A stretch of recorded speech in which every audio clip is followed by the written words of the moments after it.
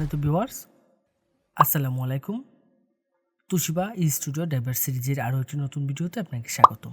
আজকের ভিডিওর মাধ্যমে আমি দেখাবো হচ্ছে তুশিবা স্টুডিও 2802AE এর প্রিন্টার ড্রাইভারটি কীভাবে খুব সহজে আপনার কম্পিউটার বা ল্যাপটপে সেট আপ করে নিতে পারবেন এবং কিভাবে এই ড্রাইভারটি ডাউনলোড করবেন এবং কোথা থেকে ডাউনলোড করবেন, সম্পূর্ণ প্রসেসটি দেখাচ্ছি আজকের ভিডিওতে। তো ভিডিওটি অবশ্যই গুরুত্বপূর্ণ হতে চলছে।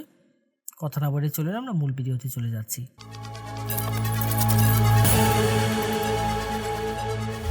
প্রথমে আমরা যে কাজটি করব, আমরা এই ড্রাইভারটি ডাউনলোড করে নেব। ডাউনলোড করার জন্য আমি চলে যাব যে কোনো একটি ব্রাউজারের সার্চ বারে গিয়ে সার্চ করব হচ্ছে softwareshopbd.com। অবশ্য আমি ভিডিও ডেসক্রিপশনে ওয়েবসাইটের লিঙ্কটি দিয়ে দেব। softwareshopbd.com লিখে সার্চ করলে ঠিক এরকম একটা ইন্টারফেস আসবে এবং এখান থেকে আমি যে কাজটি করব, আমার কাঙ্ক্ষিত মডেলের যে ড্রাইভারটি রয়েছে সেটি আমি এখান থেকে ডাউনলোড করব। দেন এই সার্চ বারে চলে যাব, এখানে গিয়ে জাস্ট আমাদের যে কাঙ্ক্ষিত মডেলটি সেই মডেলটি এখানে সার্চ করব। দেন সার্চে ক্লিক করব। ক্লিক করলে আমার এই অ্যাভেলেবেল মডেলের প্রিন্টার ড্রাইভারটি চলে আসবে আমার সামনে। এখান থেকে আমি যে কাজটি করব, জাস্ট এই লিঙ্কের উপর ক্লিক করব। ক্লিক করলে এখানে বিস্তারিত সকল ইনফরমেশনগুলো দেখার একটি অপশন পেয়ে যাব। এখান থেকে সব কিছু আমরা একটু পড়ে দেখে নেব। আশা করব আপনারা সম্পূর্ণ বিষয়টি একটু ধৈর্য সহকারে পড়বেন এখানে নির্দেশিকাগুলো। দেন এখানে ডাউনলোডের জন্য দুটি লিঙ্ক পেয়ে যাবেন, যে কোনো একটি লিঙ্কের উপর ক্লিক করব। ক্লিক করলে ঠিক এরকম ইন্টারফেস আসবে আপনার সামনে। এখানে গুগল ড্রাইভে নিয়ে যাবে এবং দেন দুটি ফাইল একসাথে মাউস ড্র্যাগ করে সিলেক্ট করে ডাউনলোড করে নেব। এখানে একটি ফাইল পেয়ে যাবো হচ্ছে পাসওয়ার্ড আর একটি হচ্ছে ড্রাইভার। তো এখান থেকে ফাইলটা জাস্ট মাউসের রাইট বাটন ক্লিক করে ডাউনলোড করে নেব। দেন ডাউনলোড এনিওয়েতে ক্লিক করব।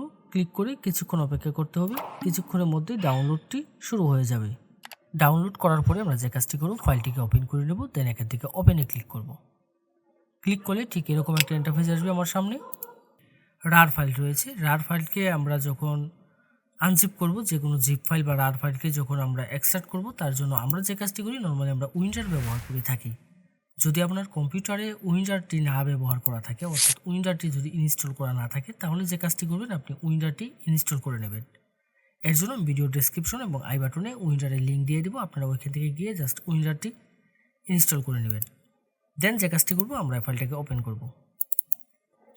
উইন্ডারে যখন ফাইলটা ওপেন করব, ঠিক এরকম একটা ইন্টারফেস আসবে। এখান থেকে ক্লোজ করে দেবো। যাওয়ার পর ইন্টারফেসটা দেখতে ঠিক এরকম হবে। এখানে একটি ফাইল পেয়ে যাব হচ্ছে ড্রাইভার। এই ড্রাইভারে ক্লিক করব। ক্লিক করলে এখানে জাস্ট আমি ড্রাইভারটা পেয়ে যাব। তো এখানে আমার পাসওয়ার্ডটা দিতে হবে। আমি যেহেতু শুধু ড্রাইভারটা ডাউনলোড করছি, আমি এখানে পাসওয়ার্ডটি ডাউনলোড করে নিই। তো এখানে আপনারা যে কাজটি করবেন, আপনারা জাস্ট এই ডাউনলোড অপশনে গিয়ে এখান থেকে পাসওয়ার্ডটি ডাউনলোড করে নেবেন। তো দেন এখানে এই মডেলের যে ড্রাইভারটি রয়েছে, সেই ড্রাইভারে এখানে পাসওয়ার্ডটি আমি দিয়ে দিব। পাসওয়ার্ড দেওয়ার ক্ষেত্রে এখানে একটি অপশন পেয়ে যাবেন, এটি হচ্ছে শো পাসওয়ার্ড। এখানে যদি টিক মার্ক দেওয়া থাকে, তাহলে আমি এখানে কিবোর্ড থেকে যে পাসওয়ার্ডগুলো টাইপ করব সেগুলো এখানে শো করবে। আর যদি আমি এখান থেকে টিক মার্কটি যদি উঠিয়ে দিই, তাহলে এখানে কোনো পাসওয়ার্ড শো করবে না। এখানে পাসওয়ার্ডটা টাইপ করে দেবো। দেওয়ার পরে দেন ওকেতে ক্লিক করব। ওকেতে ক্লিক করব। ক্লিক করলে ঠিক এরকম একটি অ্যালার্ট আসবে। এখান থেকে যে কাজটি করতে হবে, এখান থেকে আমি ইএস এর উপর ক্লিক করব।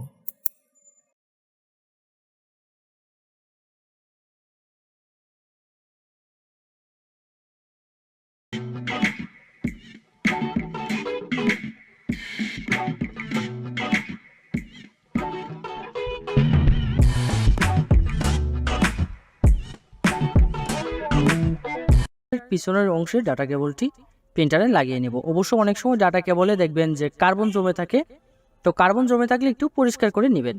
দেন আমি আবার এই ইনস্টল প্রসেসিংয়ে চলে যাব। তো ঠিক এরকম ইন্টারফেসটা থাকবে। কিছুক্ষণ অপেক্ষা করব। কিছুক্ষণের মধ্যে দেখবেন এই ড্রাইভারটি ইনস্টল কমপ্লিট হয়ে যাবে এবং ঠিক এরকম একটি ইন্টারফেস আসবে।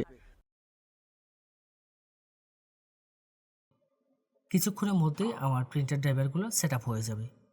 এক এক করে এখান থেকে সবগুলো ড্রাইভার সেট আপ হয়ে যাবে। দেন এখানে ফিনিশের যে অপশনটি রয়েছে, এই ফিনিশে আমি ক্লিক করব। ক্লিক করে এখান থেকে বেরিয়ে আসব। এখন আমি যে কাজটি করব, আমি এখান থেকে বেরিয়ে এসে আমি জাস্ট চেক করে দেখব আমার প্রিন্টার ড্রাইভারটি সেট আপ হয়েছে কিনা। অবশ্য চেক করার ক্ষেত্রে আমাদের যে কাজটি করতে হবে, আমার কম্পিউটারটি রিস্টার্ট দিয়ে নিতে হবে।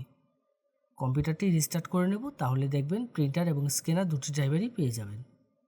ফটোশপ 7.0 দিয়ে আমরা স্ক্যান করব। ফটোশপ 7.0 যদি আপনার কম্পিউটার বা ল্যাপটপে সেট আপ করা না থাকে, সেক্ষেত্রে যে কাজটি করবেন, আমাদের ওয়েবসাইটে চলে যাবেন। ওয়েবসাইটে গিয়ে জাস্ট সার্চ বারে সার্চ করবেন হচ্ছে 7.0 লিখে সার্চ করলে আমাদের ফটোশপ 7.0 পেয়ে যাবেন। যে কোনো মডেলের প্রিন্টার ড্রাইভার এবং আপনার প্রয়োজনীয় সকল সফটওয়্যার পাবেন আমাদের ওয়েবসাইটে। যদি আমাদের ওয়েবসাইটে কোনো সফটওয়্যার বা ড্রাইভার আপনি খুঁজে না পান, তাহলে অবশ্যই আমাদের হোয়াটসঅ্যাপে যোগাযোগ করবেন। আমাদের প্রত্যেকটা পোস্টের মধ্যে আমাদের হোয়াটসঅ্যাপ নম্বর দেওয়া থাকবে।